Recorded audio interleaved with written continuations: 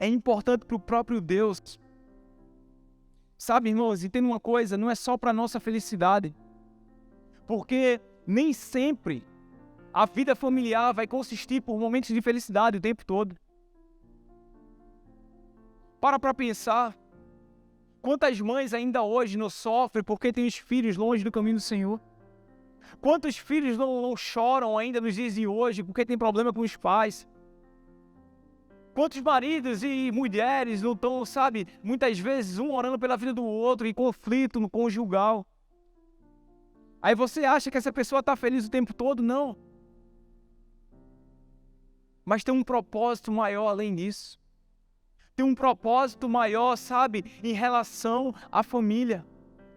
É por isso que Paulo, muitas vezes, ele falava, olha, eu aprendi a ser feliz em qualquer situação. Porque eu entendo que não é a minha felicidade almática, não é aquele momento que eu estou passando, mas é o propósito maior que vai trazer alegria para o meu coração. Danilo, mas por quê? Por que a família não é só importante para mim, mas é importante para Deus também? Por que Deus ele tem tanta estima em relação à família? Por que Deus ele quer preservar tanto a família? Irmão, entenda uma coisa. Deus, ele se revela através de figuras familiares.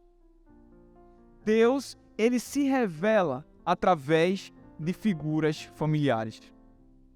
Quando Deus, ele quis, sabe, falar a respeito do seu amor. Sabe como Deus fala? Deus apela para o amor mais profundo e sacrificial que um ser humano ele pode ter. O amor de mãe. Uma vez eu lembro que eu vi uma reportagem de uma mãe que estava vendo um filho se afogar. A mãe não sabia nadar. Ela se joga num lago, se agarra nos galhos e consegue salvar o filho dela.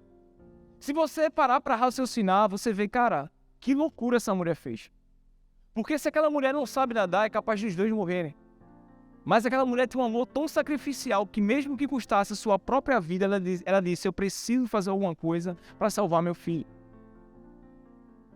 E através dessa figura materna, Deus ele fala em Isaías 49:15, será que uma mãe pode esquecer do seu filho que ainda mama e não ter compaixão do filho que gerou? Será que uma mãe pode ser capaz disso, de esquecer de um filho que ela ainda amamenta, de um filho que ela gerou? Mesmo que a resposta implícita seja não. Mas Deus ainda, ele diz, o meu amor ainda é maior. Porque ainda que ela possa se esquecer, eu não me esquecerei de você. A todo momento, irmãos, Deus ele está usando figuras familiares para se revelar a nós. Deus usa o amor de mãe para falar a respeito do seu amor. Na hora de falar de cuidado, do seu zelo, da sua provisão, Deus usa a figura paterna. Você vai ver lá em Mateus 7:9, abra comigo, Mateus 7:9.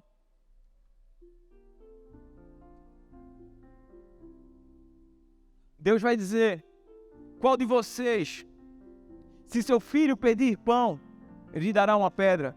Ou se pedir peixe, lhe dará uma cobra?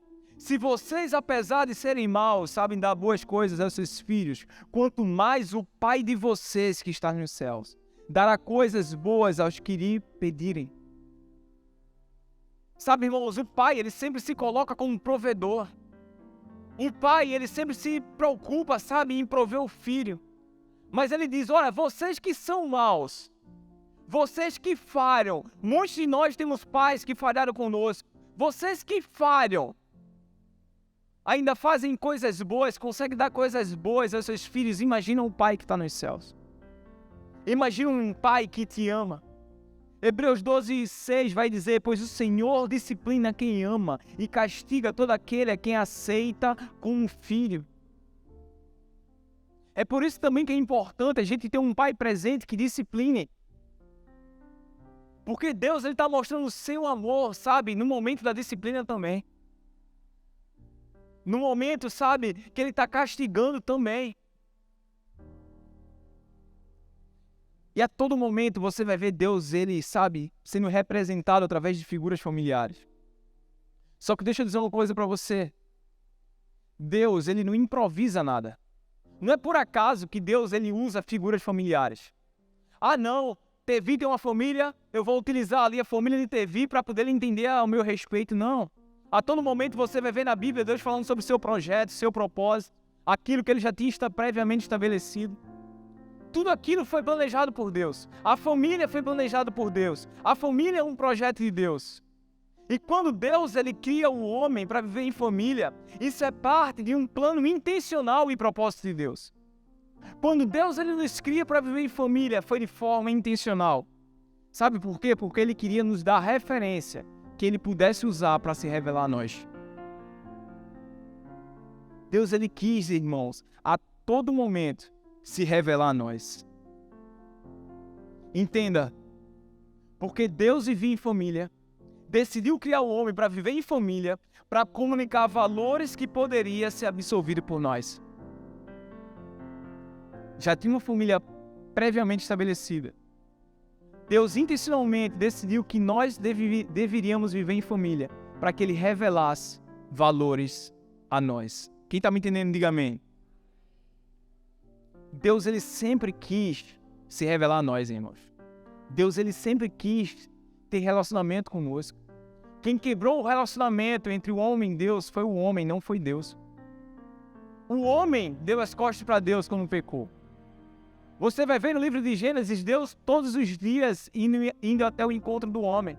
Você vai ver a todo momento, Deus ele falando, Moisés, prepara o povo, que amanhã eu vou fazer maravilha, eu vou descer, eu vou aparecer. O povo orava para Moisés e dizia, não, suba você, vá saber o que Deus quer falar, porque senão a gente vai morrer. A gente não quer ver a face do Senhor. A todo momento Deus ele quer ter um relacionamento com o homem. Em João 14, 21, a Bíblia vai dizer, quem tem os meus mandamentos e lhes obedecem, esse é o que me ama. E aquele que me ama será amado por meu Pai. E eu também o amarei e me revelarei a ele. A todo momento, irmãos. A família é um projeto para que Deus se revele a nós. Só que entenda uma coisa. Isso é um ponto-chave dessa palavra dessa noite.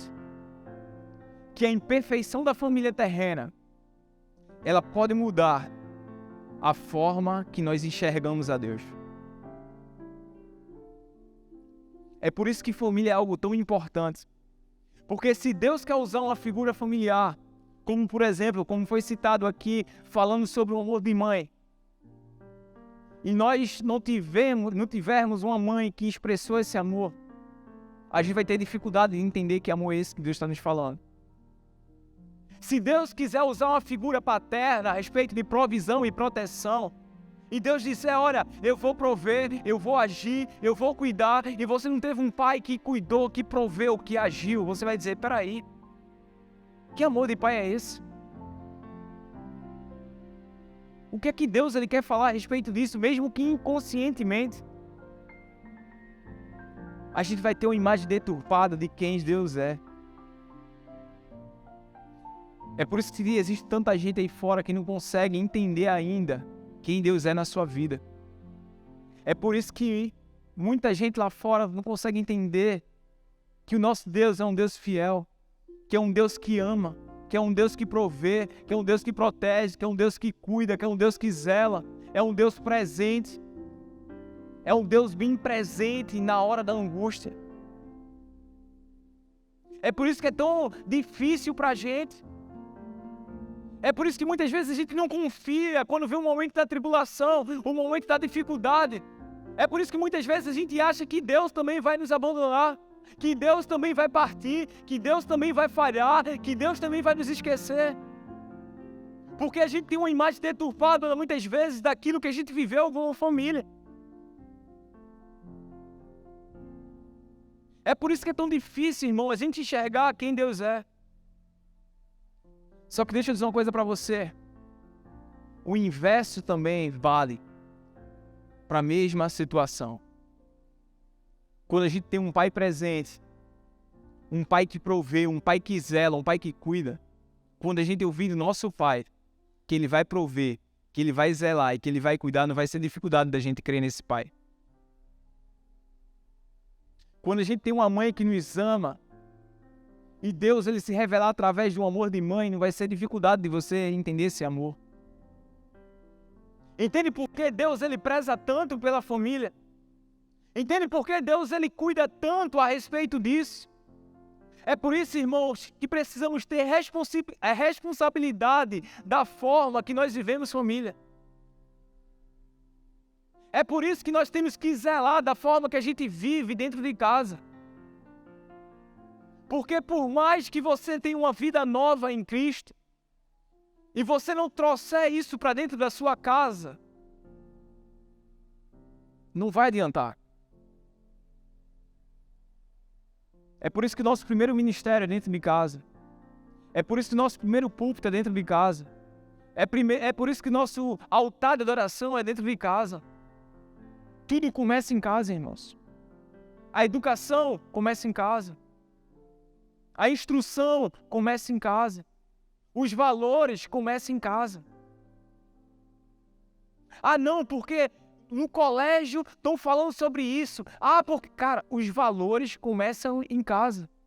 E uma pessoa que teve valor dentro de casa, quando chegar lá fora, ele vai saber quem é. Ele vai saber quem é. É muito importante, irmãos, a gente cuidar de casa. Sabe quantos países aí fora que viveram avivamento, hoje está à beira do ateísmo? Para pensar, tem países aí fora, países europeus que viveram um verdadeiro avivamento. Avivamentos que viraram livros. Passaram meses, anos em oração, sabe, em busca. Deus ele fazendo maravilhas naquele lugar. Só que veio uma geração, veio outra. Hoje em dia, as pessoas não sabem nem quem é Deus. Por quê? Porque valores não foram passados dentro de casa. No livro de Êxodo, no livro de Levítico, você vai ver diversas vezes Deus ele dizendo, olha, faça isso em memória de mim. A Páscoa foi uma festa estabelecida por Deus para que o povo não esquecesse do Deus que tirou eles do Egito, que tiraram eles da escravidão. Só que sabe o que acontecia? Aquilo não permanecia dentro de casa. E quando vinha uma próxima geração, não sabia quem Deus era. É por isso que a palavra de Deus fala que uma geração contará a outra geração as maravilhas que Deus tem feito. Quer que o Evangelho perpetue no seu lar? Pregue o Evangelho dentro do seu lar. Não só com palavras, mas com ações, com atitudes. Pregue o Evangelho dentro da sua casa, irmão. Com cuidado, com zelo. Sabe, irmãos, eu sou casado, para a glória do Senhor. E eu posso ministrar aqui em nome de Jesus, 10, 20, 30 pessoas se converterem. Ser o maior avivamento. Mas quando chegar em casa, a minha esposa vai querer saber se a louça está lavada. Se eu vou comer pipoca e assistir filme com ela. Não adianta a gente estar, crescendo. Ah, agora eu sou líder, sou supervisor, sou pastor, sou bispo, sou Jesus Júnior. E dentro de casa, e para a família. Irmãos, quantas vezes eu já não errei nisso? É por isso que eu falo, eu estou aqui nessa noite como um mendigo, compartilhando pão com outros mendigos. Eu lembro uma vez que eu estava tão envolvido, com coisas da igreja, com coisas do meu trabalho, com coisas da faculdade, com tanta coisa aí fora. E eu lembro que um dia eu cheguei em casa, super estressado, e minha mãe querendo falar comigo, eu disse, não, agora não, entrei no quarto, me tranquei. Ela, não, eu disse, agora não. Ela simplesmente abriu a porta, olhou pra mim e disse, sabe qual é o seu problema? É que você dá o seu melhor lá fora e traz seu pior aqui pra dentro. Fechou a porta e saiu. Esse é o nosso problema, irmão. Aqueles que não cuidam dos seus é pior do que o descrente. Entenda a sua responsabilidade como um bom marido, como uma boa esposa, com um bom pai, com uma boa mãe, com um bom filho. Entenda para o que você foi chamado. Entenda que quando nós entregamos a nossa vida para Jesus, quando a gente tem um novo nascimento, as nossas condutas não podem permanecer a mesma. As nossas atitudes não podem permanecer do mesmo jeito. Sabe, irmãos, é por isso que o diabo está tão furioso em relação à família. Como a nossa família tem sido atacada. As nossas crianças, sabe, valores em filmes, em séries, na TV, sabe, querem destruir família. Pregando contra famílias. Ideologias, sabe, diabólicas se levantando para destruir família. E Satanás, ele não quer simplesmente só bagunçar a sua casa, não. Mas ele quer deturpar a imagem que a gente tem de Deus. Porque ele entende que se a gente não tiver uma boa visão familiar, se a gente não tiver um bom relacionamento familiar, a gente nunca vai ter um bom relacionamento e uma boa visão de quem Deus é. Por isso, irmãos, valorize família. Valorize sua família. Amém?